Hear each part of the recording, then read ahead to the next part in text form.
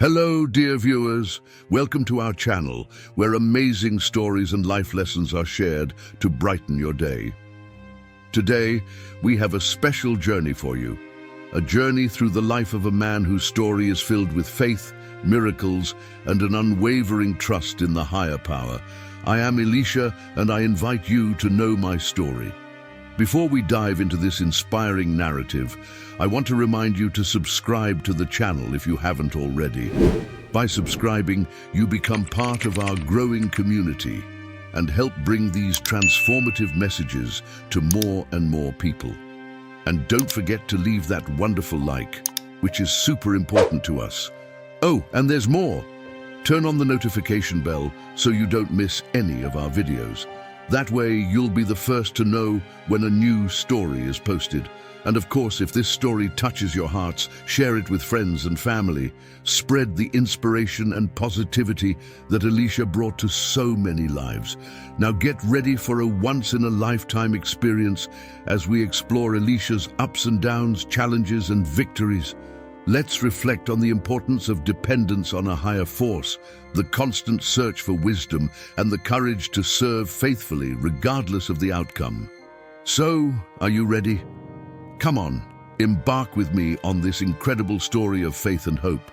And remember, Elisha's story is not just an account of the past, but a mirror to our own lives. An invitation to recognize the strength that comes from our dependence on something greater than ourselves. Share your impressions in the comments. We love to know what you think and feel that connection with each of you. Now, without further ado, let's start our journey with Elisha. Stay with us and enjoy this moment. Greetings, I am Elisha. Many of you may know my name, but today I invite you to know my story. The journey of a man who found his strength in dependence on God. From the beginning, I knew my journey would not be easy. Life is full of challenges, and each of them felt like an insurmountable mountain. But in every uncertain step, in every moment of doubt, I trusted that God would be there for me. It was not a blind belief, but a trust forged in lived experiences, answered prayers, and fulfilled promises. I recognized my humanity, my limitations. Yes, I had fears and doubts just like any of you. But it was in God's wisdom and strength that I found refuge and courage. He was the one who calmed the storms within me and guided me through the uncertainties. Carrying on the legacy of my master Elijah, I walked through Israel with a divine mission. It wasn't just a cloak that I carried, but a call to serve, to be a channel of God's grace. And in every act of service, I saw God's hand moving, not just in my life, but in the lives of all the people of Israel. Every miracle, every healing, every provision was a testimony to God's presence among us. I was only an instrument, a servant willing to be used to do His will. And that will manifested itself in ways that I often didn't understand, but always respected and honored. My story is filled with moments when dependence on God has been shown to be the true source of strength. It was this dependence that sustained me, that allowed me to accomplish greater works than I could have ever imagined. And it is this same dependence that I wish to share with you, so that you may find the same strength that I have found, the strength that comes from a life surrendered and trusting in God's faithfulness. May my story inspire each of you to seek that dependency, to trust beyond circumstance, and to see God's hand moving in your own lives. For it is in this surrender that we find true strength, the strength that enables us to face every challenge and live a life of purpose and meaning. On my journey, I, Elisha, have always been confronted with the reality of my humanity. With every step, every word spoken, and every miracle performed, I was reminded of my constant need to seek God's guidance.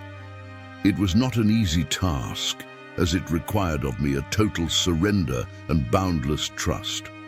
I carried in my heart the reflection that in order to be a true representative of God, I must unceasingly seek His wisdom and guidance. Every interaction and encounter with the people of Israel was a divine opportunity to manifest God's presence in a faithful and authentic way. I knew that it was not by my strength or wisdom that the words flowed from my mouth, but rather by the breath of the Holy Spirit. One of the most notable incidents in my ministry occurred with a woman from Shunem. She was a noble woman who received me into her home with great hospitality. In gratitude for her kindness, I prayed to God, and she conceived and gave birth to a son, a miracle she never expected, for her husband was already advanced in years. Years later, tragedy struck that family. The boy, who was the joy of the house, died suddenly. That mother's pain was immeasurable, but instead of giving in to despair, she sought help. She didn't hesitate to come to me, even though she knew the situation seemed irreversible. When she found me, her face was scarred with pain, but her eyes still sparkled with a spark of hope. She knew who I was and the God I served. Wasting no time, I followed her back to her house, where the boy lay lifeless. There, in front of that small, cold body, I cried out to the Lord for mercy and life, and God, in His infinite goodness, heard my prayer. The boy came back to life, to the glory of God, and to the astonishment of all. This miracle strengthened in me the realization that my humanity was only a vessel for the manifestation of divine power. I was just an instrument in the hands of the Creator, and every miracle was an opportunity for people to see not me, but Him. The story of the woman of Shunem and her son is just one example of how God can make the impossible possible. It teaches us about the importance of keeping the faith, even when all circumstances seem to say otherwise. And it taught me, above all, that my dependence on God was the key to fruitful ministry and a life of true service. I will continue to share more with you, revealing how God's guidance has been essential in every aspect of my ministry. Stay tuned for the next parts of this narrative, where I will talk about God's will and my confidence in serving faithfully, regardless of the outcome. Until then, may we all seek divine guidance in our lives, just as I have in my journey. And if you're not subscribed to the channel yet, subscribe right now. It is an invitation that I make to you so that you can follow this and other incredible and blessed biblical stories, so that we can all reflect together on how our life is today, and if we are following this example that is in the Holy Scriptures. Let's continue. On my journey, I often found myself reflecting on God's will. As a faithful servant, I, Elisha, learned that my confidence should not lie in my own abilities, but rather in God's faithfulness and power. Each new day, I committed my ministry and my life into His hands, knowing that regardless of the outcome, His will would be done. God's will is a mystery that often transcends our comprehension. I have witnessed miracles that have defied human logic. I have seen the sick healed and the oppressed set free. However, there were also times when healing did not come, and the pain remained. At such times I wondered, why are some healed and others not? The answer, I learned, lay not in finding a reason, but in trusting in God's sovereignty. A story that illustrates this confidence well is that of the indebted widow. She came to me desperately, with the threat of losing her 2 children as slaves because of a debt she could not pay. I could have given up.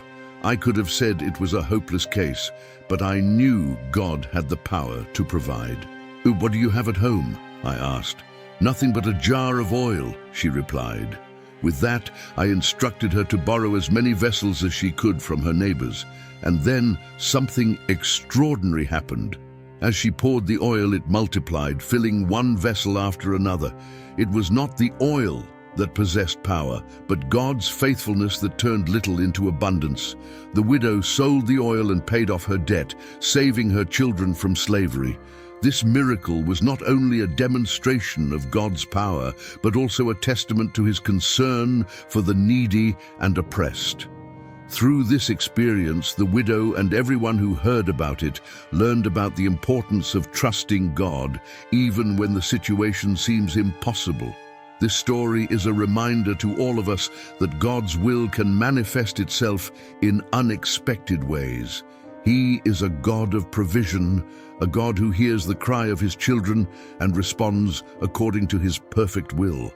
Like Elisha, we are called to trust in that will, to serve faithfully, and to rest in the assurance that God is in control, even when we don't understand his ways.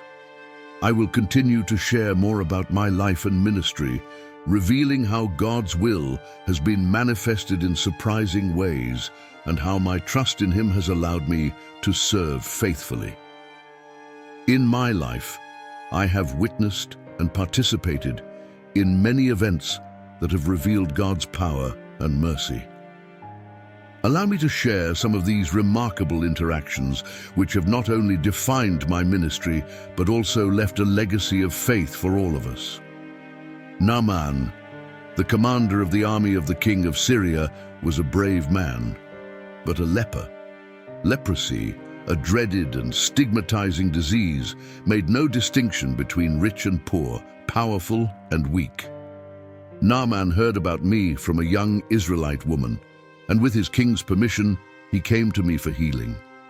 When Naaman came to my door with his horses and chariots, he expected a dramatic encounter, but I sent him a simple message. Go and bathe 7 times in the Jordan, and your flesh will be restored, and you will be cleansed. Naaman was furious at first, expecting something greater. However, after the persuasion of his servants, he followed my instruction and dipped in the Jordan 7 times. As a result, his skin was restored, as pure as a young man's. At that moment, Naaman recognized that there was no other God in all the land except Israel. On another occasion, during a time of famine, the sons of the prophets were preparing a stew. Unknowingly, one of them added wild pumpkins to the cauldron, which were poisonous. When they began to eat, they realized the danger and cried out for me. I asked them to bring flour, and after throwing it into the cauldron, I declared, "Serve the people to eat." And so the evil was neutralized, and they were able to eat without any evil. There was also a day when a man brought to the sons of the prophets 20 loaves of barley and some ears of new wheat in his bag. In the face of 100 starving men, it seemed impossible that such a quantity could feed them. Yet, with faith in God's provision, I said, "Give men to eat." They ate, and there was still something left over, according to the word of the Lord. These stories are more than accounts of miracles. They are testimonies of God's faithfulness and his ability to provide and heal. Each of these interactions teaches us about the importance of obedience, humility, and faith. Naaman had to learn to obey a simple instruction. The children of the prophets had to rely on a seemingly nonsensical solution. And we all learned that God's provision often exceeds our expectations. These experiences have shaped my understanding that God is always at work, even in the most desperate situations.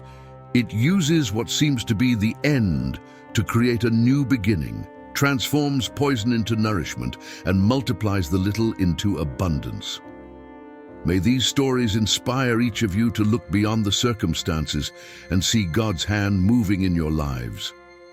In the stillness of my day, I, Elisha, often questioned the integrity of my ministry and my life. Had I failed to teach and exemplify a principled life? This question echoed in my mind, for I knew that words without actions are like the wind that passes by and leaves no trace. Reflecting on the importance of living the principles he preached, I realized that the true test of a prophet was not only in what he taught, but also in what he lived. It wasn't enough to talk about faith, hope, and love. It was necessary to demonstrate them through concrete acts, through a life that mirrored divine truths. I longed to be a reflection of God's light, not just a messenger of empty words. He also pondered the nature of God's justice, so perfectly balanced with his mercy. I saw in my own life and in the people of Israel how God applied his justice, but always with an open door to repentance and redemption. Divine justice was not a blind force, but an expression of his love, desiring to bring us back on the right path. However, I also saw the dangers of materialism, how it could lead even those close to the truth astray. The desire for earthly riches and comforts often obscured what was truly valuable. I witnessed how materialism could corrupt the heart, causing people to stray from God's ways. It was a subtle trap, which began with the desire to possess and ended with possessing desire. I remembered Gehazi, my own servant, who succumbed to the temptation of materialism. After Naaman's healing, Gehazi ran after the Syrian commander to get what I had refused. He lied to Naaman and to me, and the result was leprosy that clung to him and his offspring. A harsh but necessary lesson about the consequences of deviating from divine principles. These reflections led me to a deep introspection. I longed for my life to be a living testimony of the principles I taught. I didn't want my legacy to be tarnished by the same materialism I had warned about. I wanted people to see God's justice and mercy in action as they looked at my life, and I wanted it to inspire them to seek eternal treasures, not the passengers of this world. In the tapestry of my life, the threads of responsibility and honesty have always been fundamental. I, Elisha, understood that teaching these principles was crucial, but modeling them into actions was even more important. The true measure of a spiritual leader was not only to be found in his words, but in the substance of his character and the consistency of his actions. Reflecting on responsibility, I knew that every decision I made and every word I spoke had the potential to affect not only my life, but also the lives of many others. As a prophet, I was accountable to God and the people of Israel. Honesty was the foundation on which trust was built, and without it, the structure of spiritual leadership would crumble. On one occasion when a hungry crowd came to me, I had only 20 barley loaves. In the face of such a shortage, many would have given up, but I knew that with God, little became much. In faith, I blessed the loaves and distributed them. To everyone's surprise, not only was there enough food for everyone, but there were also leftovers. This miracle was not only a demonstration of God's power, but also a teaching on the responsibility to share and trust in God's provision. There was a time when the king of Syria was planning ambushes against Israel. God revealed these plans to me, and I, in turn, warned the king of Israel. This action thwarted the enemy's plans and saved many lives. By revealing these secrets, I showed that responsibility and honesty were vital, even in times of war. Truth prevailed over cunning, and life was valued above achievement. When the king of Syria sent a large army to capture me, I was not afraid. My servant, frightened at the sight of the soldiers, horses, and chariots, questioned what we were going to do. "Do not be afraid," I said, "for those who are with us are more numerous than they." I prayed that God would open my servant's eyes, and he saw God's heavenly army surrounding us. This experience taught everyone that true courage comes from trusting in God, not in the force of arms or the number of soldiers. These stories from my life are examples of the importance of living the principles we preach. Responsibility and honesty are more than virtues. They are the essence of a life dedicated to serving God and neighbor. May these stories inspire each of you to seek these values in your own lives and to trust in God, even in the face of the greatest challenges. In those days of siege and famine in Samaria, a remarkable story unfolded, one that tells of despair, hope, and an unexpected miracle. I, Elisha, have witnessed how God's hand can move in amazing ways, even through the most marginalized among us, the lepers. There were 4 lepers at the entrance to the city, men who had been excluded from society because of their condition. They were faced with a terrible choice: stay and starve to death, or risk themselves in the Syrian camp where they could be killed or, at best, find food. Driven by necessity, they decided to go to the Syrian camp, preferring to face the uncertain rather than die doing nothing. When they got there, they found the camp completely empty. God had caused the Syrians to hear the sound of a great army, making them believe that a coalition of forces had been hired against them. In the midst of panic, they fled at dusk, abandoning their tents, horses, and even their food. The lepers then went into one of the tents and ate and drank. They took silver, gold, and garments and hid them. They repeated the act in another tent, accumulating treasures from an abandoned camp. For a moment, despair gave way to euphoria, and they indulged in plunder, enjoying an unexpected feast and unimaginable riches. However, as they enjoyed their good fortune, they were struck by a moment of clarity. "We're not doing what's right," they said among themselves. "This is a day of good news, and we are keeping quiet." They realized that while marginalized, they still had a responsibility to their hungry compatriots, so they decided to go back and share the news with the king's household. This story is a powerful reminder that even in the darkest of times, hope can come from where we least expect it. The lepers, who had nothing to lose, became the bearers of news that would bring salvation to an entire city. They showed that regardless of our position in society, we all have the ability to do what is right and to impact the lives of others positively. This narrative concludes the series of stories I have shared with you.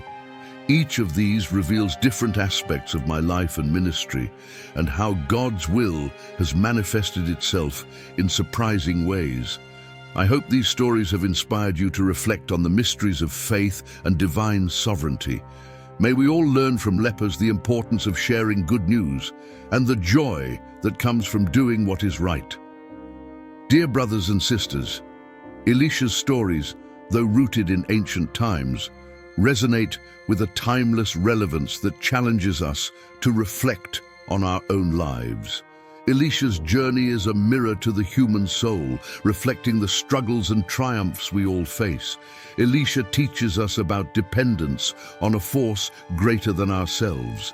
In an age of self-reliance, where technology and knowledge seem to offer all the answers, Elisha's story invites us to recognize our limitations and seek wisdom beyond our comprehension. Just as Elisha trusted God to guide his steps, we are called to look to something greater than ourselves, whether that be a faith, a set of ethical principles, or the community around us. Elisha understood his humanity and the need to serve others, a vital message in a world often consumed by individualism. Not only did he perform miracles, but he also touched lives with compassion and service.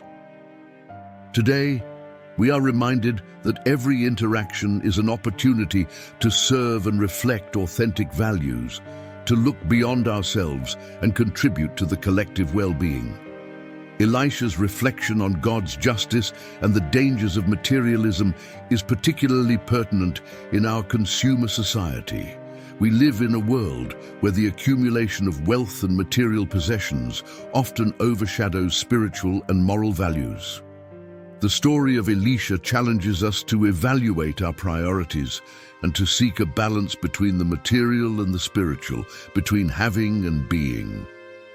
Elisha also highlights the importance of accountability and honesty, qualities that are essential in any era, but especially critical in our complex age of global information and relationships. Their example encourages us to act with integrity and keep our word, even when no one is looking, and to be accountable for the consequences of our actions. Finally, the story of the 4 lepers who discover an empty Syrian camp speaks to us about the importance of sharing and community. At a time when the world is facing global crises, from pandemics to natural disasters, this narrative reminds us that generosity and concern for others are critical to everyone's survival and prosperity. Elisha's stories, therefore, are not just tales from the past, but living lessons that teach us about faith, responsibility, compassion, and the search for a higher purpose. May we reflect on these stories and find ways to apply their teachings to our daily lives, building a more just, compassionate, and connected future. And so we come to the end of another incredible journey. If you've been inspired by the stories and reflections we've shared today, don't forget to subscribe to the channel so you don't miss any of our videos. Give that like, that helps our work so much, and activate the notification bell to always be up to date. If you enjoyed Elisha's story, please share the video with friends and family. Let's spread these messages of faith and hope together. And of course, we want to hear from you. Leave in the comments what touched your hearts the most and what themes you would like to see explored in our next videos. Your participation is what makes our community grow and strengthen. So, get involved. Until next time, and may Elisha's stories inspire each of us to live a life full of meaning and purpose. May God bless you all.